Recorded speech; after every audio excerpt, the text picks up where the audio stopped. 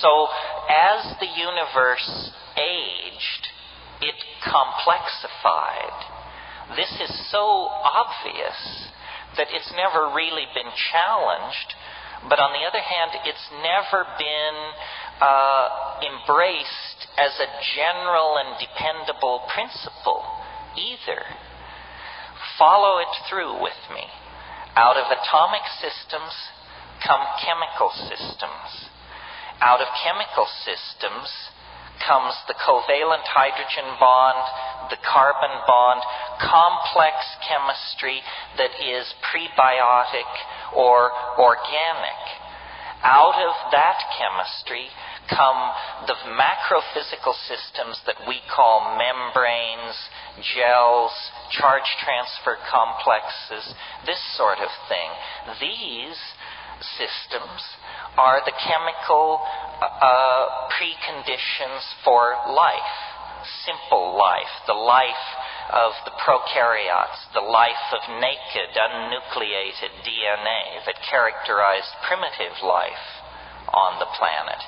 Out of that life come eukaryotes, nucleated cells, and then complex colonies of cells, and then cell specialization, leading to higher animals, leading to social animals, leading to complex social systems, leading to technologies, leading to globe-girdling, electronically based, information transfer-oriented cultures like ourselves. Someone said, what's so progressive about media? It's the spreading of darkness at the speed of light. It can be. It can be. Well, so this is very interesting, that apparently the way the universe works is upon a platform of previously achieved complexity, chemical, electrical, social, biological, whatever, new forms of complexity can be built that cross these ontological boundaries. In other words, what I mean by that is that biology is based on complex chemistry, but it is more than complex chemistry. Social systems are based on the organization that is animal life, and yet it is more than animal life. So this is a general law of the universe overlooked by science, that out of complexity emerges greater complexity. We could almost say that the universe, nature, is a novelty-conserving or complexity-conserving engine. It makes complexity and it preserves it, and it uses it as the basis for further complexity. Now, there's more to this than simply that.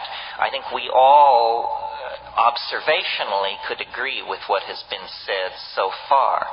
The added wrinkle, or an added wrinkle, is that each advancement into complexity, into novelty, proceeds more quickly than the stage that preceded it. This is very profound because it, if accepted as a serious first principle, it ends the marginalization of our own species to the level of spectator status in a universe that knows nothing of us and cares nothing for us. This is the most advanced position that modern science will allow us. Spectators to a drama we didn't write, shouldn't expect to understand, and cannot influence. But I say, if in fact novelty is the name of the game, if in fact the conservation and complexification of novelty is what the universe is striving for, then suddenly our own human enterprise, previously marginalized, takes on an immense new importance. We are apparently players in the cosmic drama, and in this particular act of the cosmic drama, we hold a very central role. We are at the pinnacle of the expression of complexification in the animal world, and somehow this complexity, which is concentrated in us, has flowed over out of the domain of animal organization and into this mysterious domain which we call culture, language, consciousness, higher values. Each stage of advancement into complexity occurs more quickly than the stage which preceded it.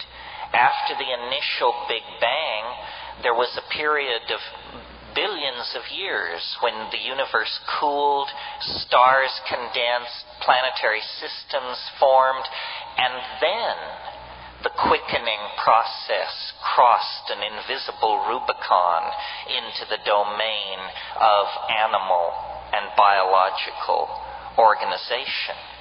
Well, you see, since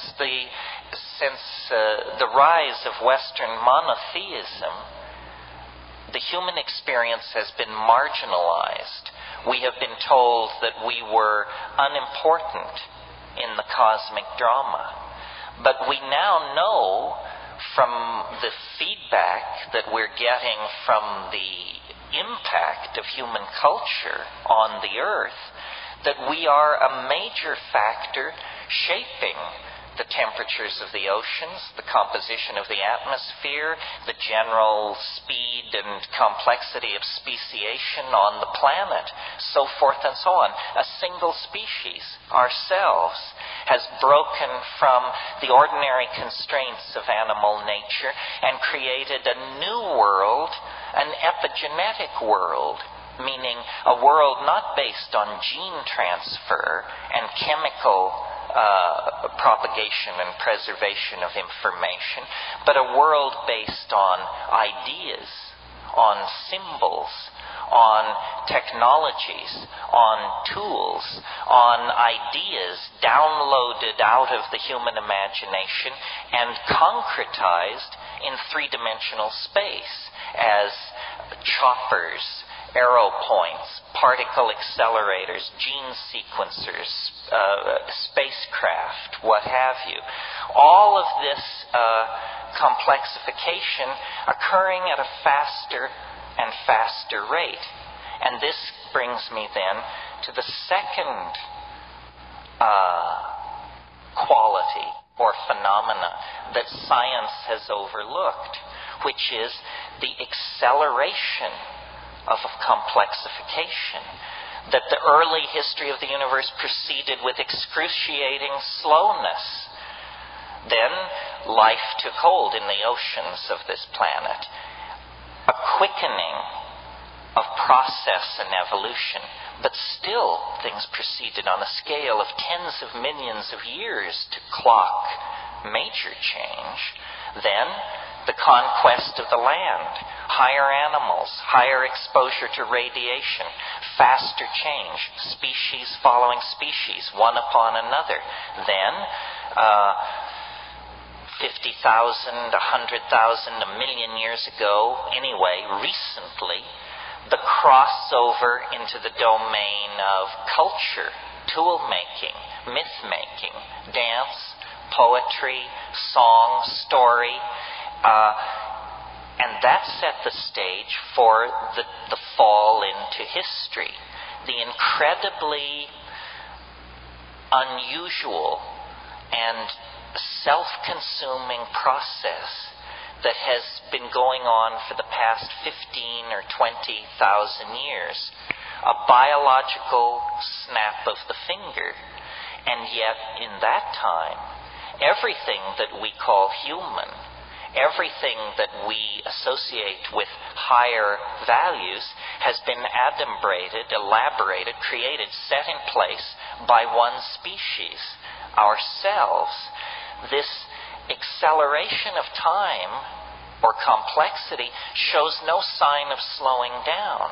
In fact, within the fabric of our own lives, we can almost daily, hourly, by the minute, feel it speeding up, taking hold. It's a cliche that time is moving faster and faster, a cliche of the mass media. But I want to suggest that this is not a perceptual illusion or a cultural mirage, that this is actually happening to the space-time matrix, that time is in fact speeding up, that history, in which we are embedded because our life of 50 to 80 years is so ephemeral on a scale of 10 to 15,000 years. But nevertheless, history is a state of incredible destabilization. It's a chaostrophe in the process of happening. It begins with animals kept in balance by natural selection, and it ends with a global internet of electronic information transfer and a language-using species hurling its instruments toward the stars. There is no reason for us to suppose that this process of acceleration is ever going to slow down or be deflected. It has been a law of nature from the very beginning of nature, that this acceleration was built in. What poses a problem to us as thinking individuals is that the speed of involution toward concrescence is now so great that we can feel the tug of it within the confines of our own lives. There has been more change since 1960 than in the previous several thousand years. There has been more change since 1992 than in the previous 1,000 years. Change is accelerating. Invention, connection, adumbration of ideas, mathematical algorithms, connectivity of people, social systems, this is all accelerating furiously and under the control of no one. Not the Catholic Church, the Communist Party, the IMF. No one is in charge of this process. This is what makes history so interesting. It's a runaway freight train on a dark and stormy night. This is why I'm not particularly sympathetic to conspiracy theory. Because I can't make the leap to faith that would cause you to believe anyone could get hold of the beast enough to control it. I mean, conspiracies, of course, we have conspiracies up the kazoo, but none of them are succeeding. They're all being swept away, compromised, astonished by new information, and endlessly agonized. So, two factors relating to Eros. The movement into complexity and the fact that that movement goes ever faster. And the second quality, the acceleration of the movement into novelty, leads me to the third point, which is, I suppose, more controversial. And I am frankly willing to admit that my sensitivity to this third point is based on my psychedelic experience. I mean, science is the exploration of the experience of nature without psychedelics. And I propose, therefore, to expand that enterprise and say we need a science beyond science. We need a science which plays with a full deck. And the reason the psychedelic experience is so important here is not some namby-pamby notion that it expands consciousness or it makes you more perceptive or something like that. I mean, that is all true, but it isn't strongly enough put. A cultural point of view is like a crystal. You have an amorphous cultural medium which at certain temperatures will form a crystal of cultural convention, if you will. And within the geometry of that crystal, certain things make sense and certain things are excluded from making sense. Science is a condensed cultural point of view that is a rigid crystal of interlocking assumptions such as matter is primary, mind is tertiary, causality works from the past into the future, so forth and so on. What psychedelics do in terms of their impact on the physical brain and organism of human beings is they withdraw cultural programming. They dissolve cultural assumptions. They lift you out of that reassuring crystalline matrix of interlocking truths which are lies. And instead, they throw you into the presence of the great who knows, the mystery that has been banished from Western thought since the rise of Christianity and the suppression of the mystery religions. Now, the model that attracts me to the psychedelic experience is not that it makes you smarter, a kind of simple-minded idea, paradoxically, or the idea that you are paying attention, aren't you? Or the idea that it's some kind of magnifying glass into the personal unconscious, your trauma, your childhood memories, the satanic abuse your parents laid on you, so forth and so on. The model which I like is a geometric model, and says simply that since the rise of the Greek alphabet, print, linear thinking, and science, we have become imprisoned in a causal universe of material connectivity, and that this is a cultural myth, as much as believing that we are the sons and daughters of the great father who got out of his canoe at the second waterfall to take a leak. I mean, these are just cultural myths. What is revealed through the psychedelic experience, I think, is a higher dimensional perspective on reality. And I use higher dimensional in the mathematical sense. Literally, you are lifted out of the plane of cultural assumptions and can look down with the kind of godlike understanding that one obtains when one flies in an airplane over a landscape previously only viewed from the ground.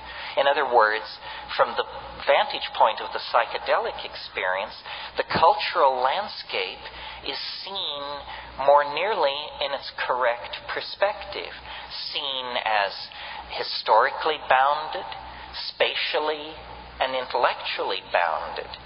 Now, it's no coincidence that if you analyze biology, what it is, it's a kind of conquest of dimensionality.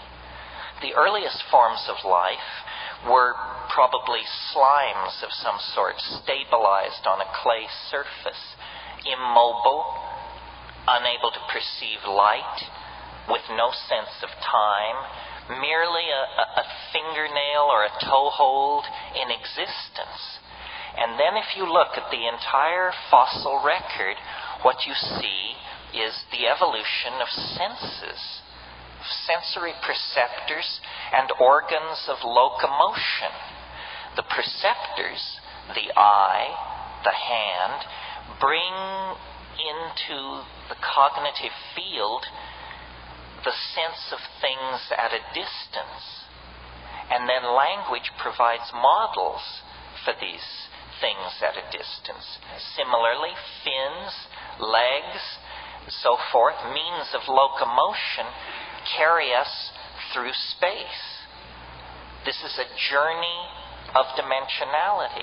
And essentially what animals are that plants are not are life forms mobile in a very conscious way in the spatial dimension. This is why, from the point of view of evolutionary biologists, animals are somehow more advanced than plants. Well, if conquest of dimensionality is the criteria, then notice that we again occupy a special and privileged position in nature, because we can not only run with the best of them, see with the best of them, but we can remember and anticipate like crazy. And other animals are not doing this. Other animals may imprint past situations of danger or opportunity, but they do not analyze experience and extrapolate it toward the hidden domain of the future. And consciousness is the generalized word that we use for this coordination of complex perception to create a world that draws from the past and builds a model of the future, and then suspends the perceiving organism in this magical moment called the now, where the past is coordinated for the purpose of navigating the future. McLuhan called it driving with the rear view mirror, and the only thing good about it is it's better than driving with no mirror at all. All right, now, what this conquest of dimensionality comes to be in the presence of psychedelics is an anticipation of the future. We can anticipate the future. We know within microseconds when the sun will rise. We know within a few percentage points where the prime rate will be in 6 months. Some things we can predict fairly closely, some things with less precision. But the perception of the future is very important to us. When we marry the need to perceive the future with the psychedelic experience, I believe we come up with data that is very, very difficult for science to come to terms with. And this is the third item, or really the second item in the list, what science forgot. It's what I call the eschaton. Now, eschaton is a rare word, until very recently unheard outside schools of theology, which I understand were a dying enterprise. Eschaton comes from the Greek word esk, which just means the end. The eschaton is the last thing, the final thing. And it's very important to science to eliminate from its thinking any suspicion that this eschaton might exist, because if it were to exist, it would impart to reality a purpose, you see. If the eschaton exists, then it's like a goal or an attraction point or an energy sink toward which historical process is being moved. And science is incredibly hostile toward the idea of purpose. If you are not involved in the sciences, this may come as somewhat of a surprise to you.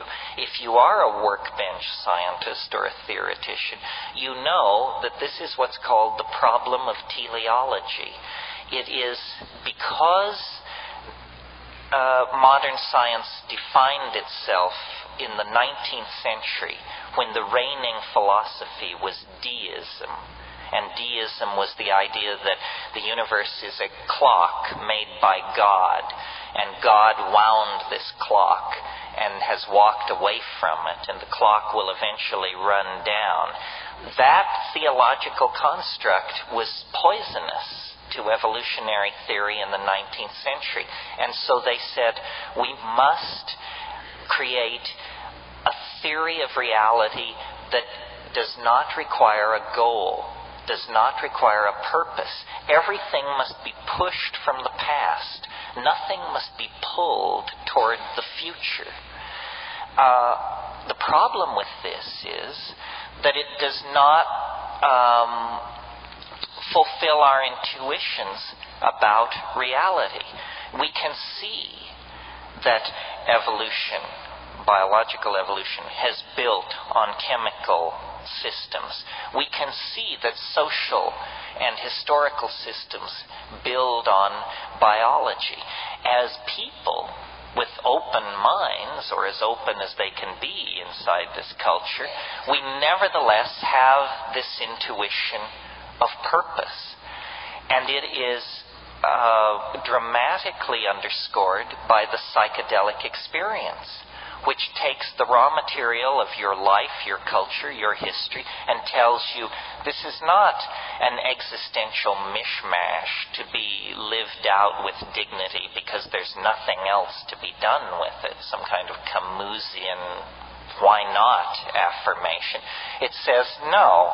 It says, your reality is a coherent cosmos, and embedded in your own sense of identity, embedded in your own sense of purpose, is a microscopic reflection of the larger purpose that is built into the universe.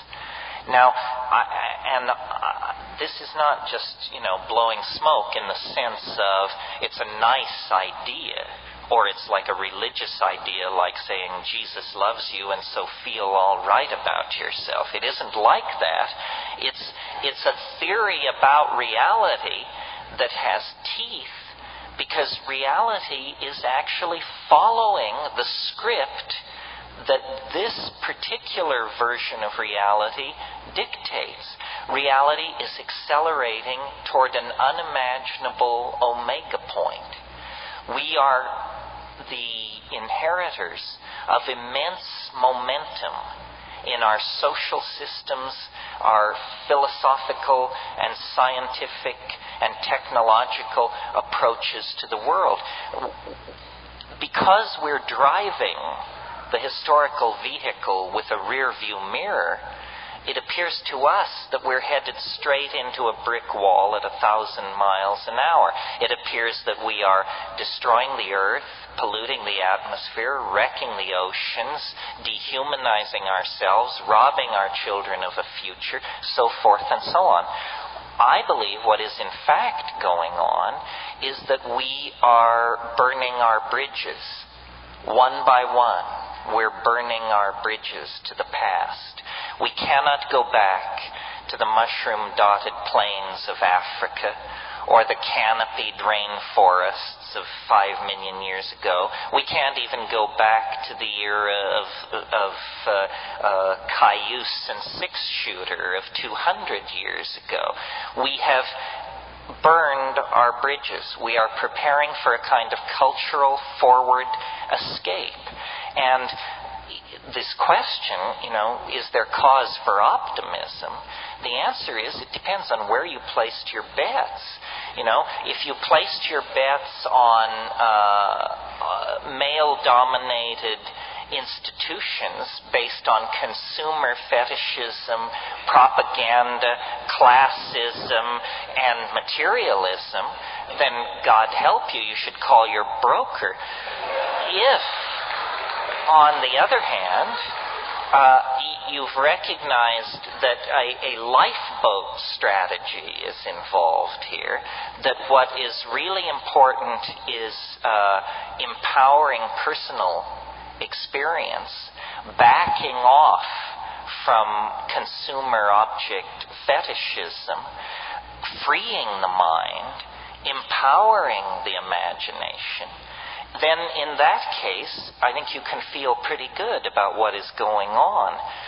There's a lot of talk about cultural death and disenfranchisement, and it's usually couched in terms of some happy naked people in the rainforest or in Tajikistan making their rugs or milking their camels or something. And isn't it too bad that their culture is being blown up and traded in for mall culture and shopping by remote?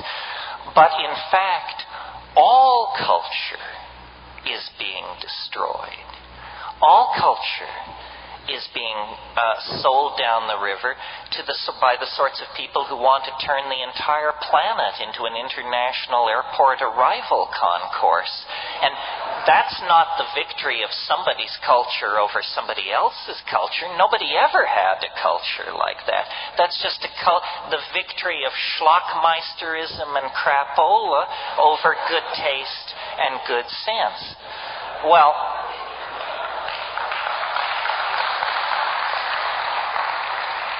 if I were dependent on the notion that human institutions are necessary to pull us out of the ditch, I would be very despairing. As I said, nobody's in charge. Not the IMF, the Pope, the Communist Party, the Jews. No. Nobody has their finger on what's going on. So then why hope? Isn't it just a runaway train out of control? I don't think so. I think the out-of-controlness is the most hopeful thing about it. After all, whose control is it out of? You and I never controlled it in the first place. Why are we anxious about the fact that it's out of control? I think if it's out of control, then our side is winning. To me, the most confounding datum of the psychedelic experience is this thing which I call the eschaton. And I want to talk about it a little bit this evening because I think it is the hardest thing for people to grasp about my particular rap. And, sometimes I've talked to many of you about psychedelic plants, shamanism, techniques, chemistry, approaches, so forth and so on. I'm approaching this evening as a graduate seminar. I figure everybody has their little mojo kit and their particular way of approaching these things. And then the question is, what kind of conclusions can we draw? And the conclusion I draw is, and this is sort of pulling together what I said before, we are central to the human drama and to the drama of nature and process on this planet. The opposition, which is science, first let me say this. Every model of the universe has a hard swallow. What I mean by a hard swallow is a place where the argument cannot hide the fact that there's something slightly fishy about it.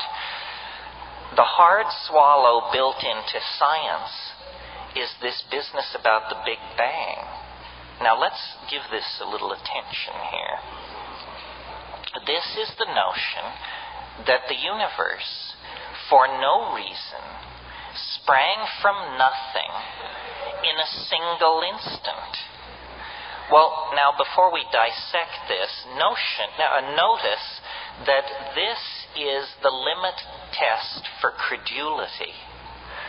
Whether you believe this or not, notice that it is not possible to conceive of something more unlikely or less likely to be believed. I defy anyone. It's just the limit case for unlikelihood that the universe would spring from nothing in a single instant for no reason. If you believe that, my family has a bridge across the Hudson River that will give you a lease option for $5. It makes no sense. It is, in fact, no different than saying, and God said, let there be light. And what the philosophers of science are saying is, give us one free miracle, and we will roll from that point forward from the birth of time to the crack of doom. Just one free miracle.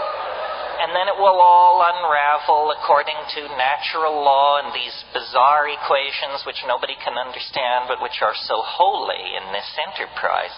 Well, I say then, if science gets one free miracle, then everybody gets one free miracle.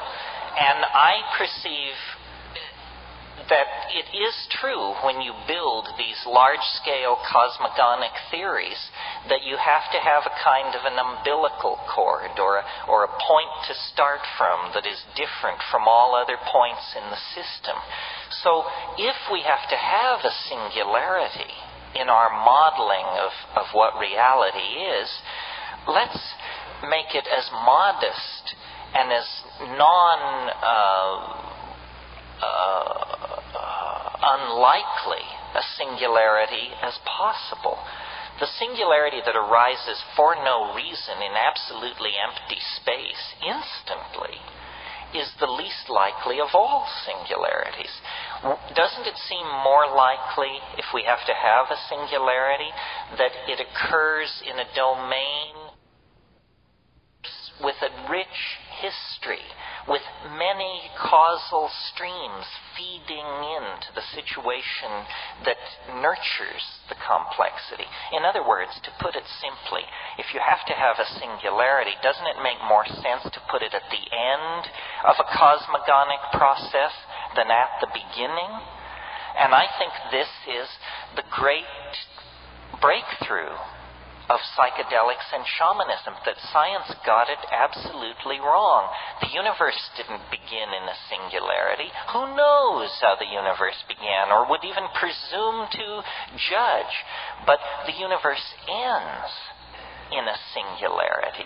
It has been growing more singular, more complex, more unique, more novel every passing moment since it burst into existence. And if that's true, then we represent a kind of concrescence of universal intent. We're not mere spectators, or a cosmic accident, or some sideshow, or the Greek chorus to the main event. The human experience is the main event. The coordination of perception, of hope, of dream, of vision that occurs inside the human heart-mind-body interface is the most complex phenomenon in the universe. Now, even the physicalists will agree that the human neocortex represents the most densely ramified matter known to exist in the biological world. And you don't have to be a rocket scientist to see that human society, human history, human art, human literature represent things for which there is no analog in the world of wasps, groundhogs, killer whales, and so forth and so on. In our species, complexity has turned inward upon itself, and in our species, time has accelerated. Time has left the gentle ebb and flow of gene transfer and adaptation that characterizes biological evolution, and instead historical time is generated. And so I believe that science and its reluctance to deal with the psychedelic experience and the way in which science has used then law to suppress its rival, in this case, arises out of a profound discomfort on the part of science about this future state of complexification that is clearly the grail, the dwell point, the end point of the human historical process.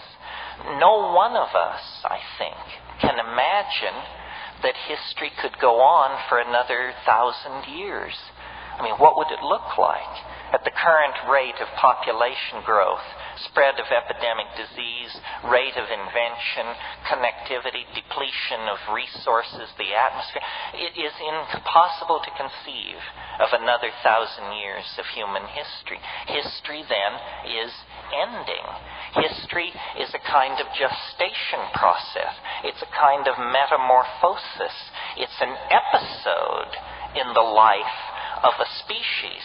If you think of the simple example of metamorphosis, that of caterpillar to butterfly, we all know that there is this intermediate resting stage where the caterpillar is, for all practical purposes, enzymatically dissolved and then reconstituted as an entirely different kind of organism, with different physical structures, different eyes, different legs, a different way of breathing, with wings where no wings were before, with a different kind of feeding apparatus. This is what's happening to us. History is a process of metamorphosis. It's a pupation stage. It begins with naked monkeys, and it ends with a human-machine, planet-girdling interface capable of releasing the energies that light the stars. And it lasts about 15 or 20,000 years, and during that period, the entire process hangs in the balance. It's a period of high risk. It's like what a butterfly is doing in a cocoon, or what is happening to a child in the womb. It's a gestation process where one form of life is being changed into another. Well, this would all happen naturally and with a great deal of anxiety, I imagine, as history builds to its ever more climactic and horrifying crescendo, and we would all be ignorant or very baffled about what's going on, were it not for the institution of psychedelic shamanism. Remember, I said that what is dissolved are the crystalline structures of cultural assumption.